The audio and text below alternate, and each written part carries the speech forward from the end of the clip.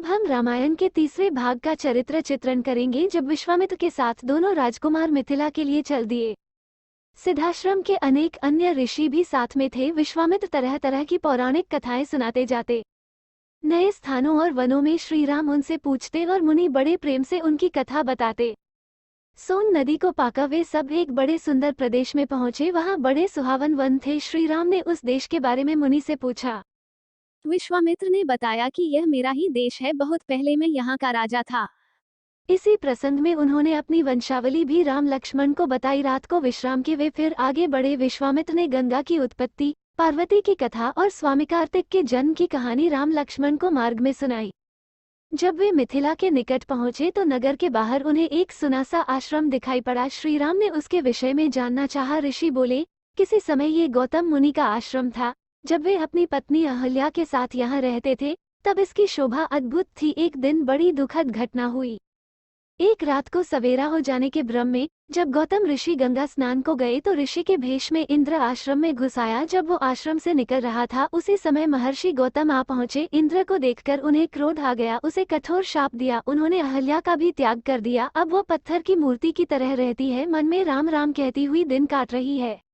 ये कथा सुनकर राम को अहल्या पर दया आई। राम ने बढ़कर ऋषि पत्नी के पैर छुए। राम का स्पर्श पाते ही अहल्या शापमुक्त हो गई। वो पहले की तरह सुंदर भी हो गई। गौतम ऋषि ने भी अहल्या को सहर्ष स्वीकार कर लिया। इस घटना से राम का यश और फैल गया।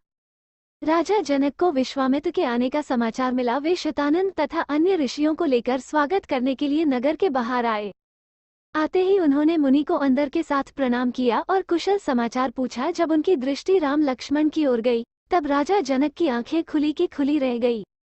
उन्होंने विश्वामित्र जी से पूछा, ये सुंदर बालक कौन है? किसी राजकुल के भूषण है अथवा साक्षात भगवान ही है? मेरा सहज बिरागी मन भी इन्हें देखकर इनकी ओर खींचा चला जा रहा है। विश्वामित्र ने कहा, महाराज आपका कहना ठीक ही है। ये कौशल नरेश महाराज दशरथ के पुत्र हैं। आपके सुनाब नाम के विचित्र धनुष को दिखाने के लिए मैं इन्हें अपने साथ ले आया हूँ। पुत्री सीता के विवाह के संबंध में जो आपने प्रण किया है उसे मैं सुन चुका हूँ। राजा जनक ने मुनि की स्तुति की और यज्ञशाला के निकट ही एक रमणीक उद्यान में मुनि और राम लक्ष्मण के ठहरने का प्रबंध कर दिया।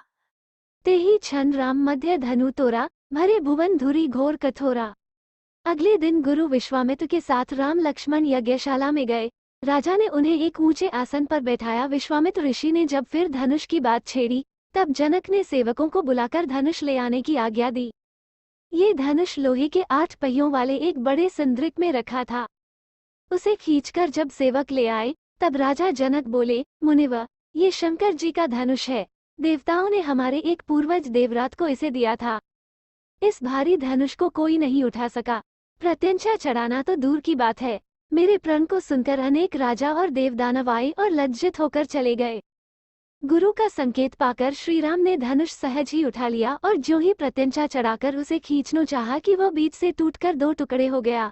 वज्रपात जैसा भयंकर शब्द हुआ और पृथ्वी कांपने लगी। धनुष टूटते ही राजा जनक के हर्ष का ठिकाना न रहा। राम के सौंदर्य और बलविक्रम को देखकर वे बोले, मुनिवर, आपकी कृपा से मुझे अपनी प्यारी बेटी के लिए मनचाहा वर मिल गया। अगर आपकी अनुमति मिल जाए तो मैं महाराज दशरथ के पास संदेश भेजकर बारात ले आने का निमंत्रण भेज दूं।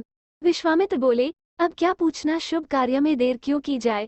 राजा जनक ने अपने चतुर मंत्रियों को शीघ्रगामी रथ द्वारा अयोध्या जाने की आज्ञा दी। वीडियो में हम सुनाएंगे। अगर वीडियो अच्छा लगा हो तो कृपया वीडियो को लाइक करें, सब्सक्राइब करें। धन्यवाद।